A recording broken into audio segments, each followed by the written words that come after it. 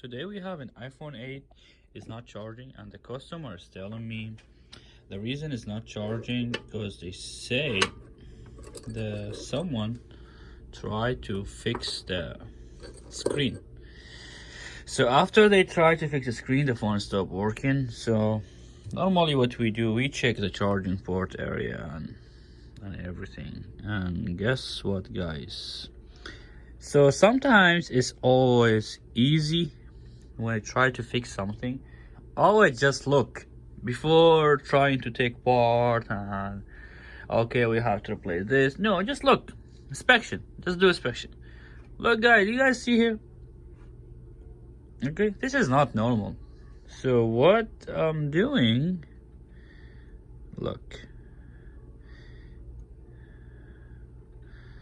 Do you guys see the filter? This one? This one is moving, so it's not in the right way. So how are we gonna fix this one? Okay, we're gonna put solder here and then put it back, and that's it.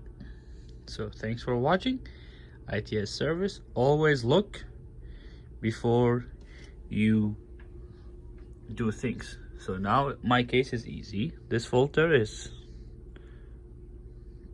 broken, so we're gonna put solder here, put it back, phone will charge.